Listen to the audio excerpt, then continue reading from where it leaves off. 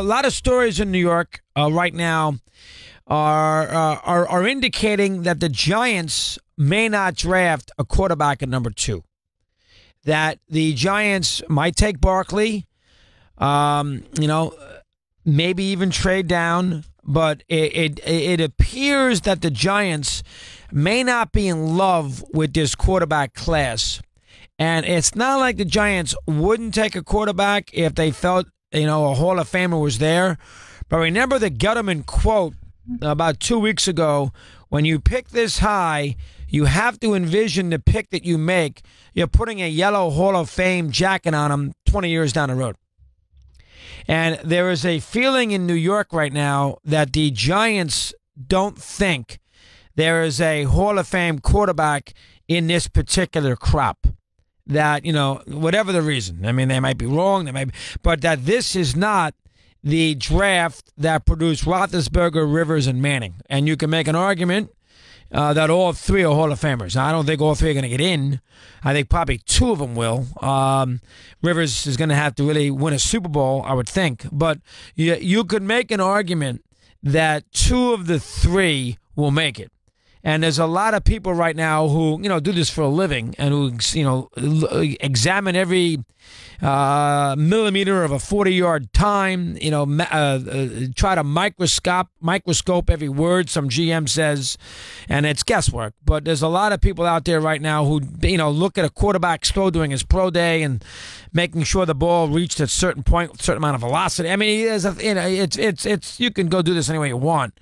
Boy, Billy Kilmer would never make it today, I guarantee you. But you can make an argument that these are not Hall of Fame quarterbacks. And so maybe the Giants have decided that they feel that there is not a quarterback who is number 2 pick worthy in this draft.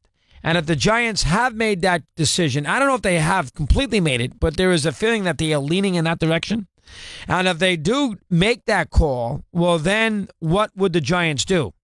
Would they trade down to get the guard from Notre Dame, who everybody thinks is great, and they need help along the offensive line? You don't have to get him at number 2. You can get him a little later.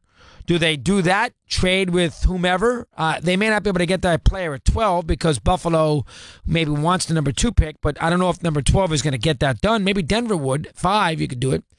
Or will the Giants take Barkley, blown away by his ability, and realize that if they trade down, they can't get him, so they have, because the Browns would take him at 4, so they would have to keep the pick at 2 and draft Barkley. I mean, that is essentially what appears to be going on here. That the Giants, and you can argue it any way you want, that they feel that Manning's got a couple of years left in him, that with, new helpings around him, Beckham healthy, new head coach, obviously, maybe an offensive lineman. Let's fortify the rest of the team, and let's go out there and, maybe we take Barkley, which would really give him a nice change of pace, and let's go out there and let's, try to go out in the next 2 years and try to win Eli a 3rd Super Bowl. And there's the feeling that the Giants are in that direction right now.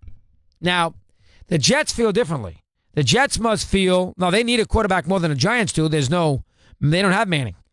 And so maybe the Jets feel that, there is a chance, even though the quarterback may not be a Hall of Famer, they're so desperate to get one. Look at the money they were going to pour into Cousins, and he's not a Hall of Famer, that the Jets, no matter who it is, even if he's just a decent quarterback, have to try to get him at 3. Giants are not in that scenario. Giants already have a quarterback who probably has got a year or 2 left in him of decent football, and they have won 2 Super Bowls and everything else, and so maybe the Giants don't feel the same urge that the Jets feel. So that is something to consider. For a long time, the Colts were the team that would be interesting to see what they would do. Well, they made a move, and the Jets moved up. And now that team is the Giants. Because Cleveland's going to not trade the pick. They're going to most likely take a quarterback with that. I would have taken the running back first and then take the quarterback at number 4. But with the Jets moving up to number 3, that would make you think that the best they can get is the 3rd best quarterback in this draft. Maybe the 2nd, but probably the 3rd best quarterback in this draft. And I don't know if they want to do that. Because if they take Barkley with 1, the Giants would probably trade out of it to a team that wants a quarterback to get the guard, which means the Browns would have to settle for the 3rd best quarterback because the Jets are going to take one. And maybe the Browns don't want to do that. So it feels that the Browns will get will take a quarterback. The Giants then decide what they do at 2, maybe Barkley, maybe trade down, and the Jets go next, and then we'll see what the Browns do at 4. But if you're asking me right now, I think the Browns will take a QB there at number 1. And then we decide. Then the Giants' decision will be Barkley or trade down. Because I get the feeling the Giants aren't taking a QB that quick, which is interesting. A lot of people all year said when you get this, when you have this kind of pick, which the Giants normally never do, when you pick this high with this many quarterbacks and you have an old quarterback, you have to take a QB. The feeling right now here is that they won't do that. 22 after the hour, we continue. Mad Dog Unleashed.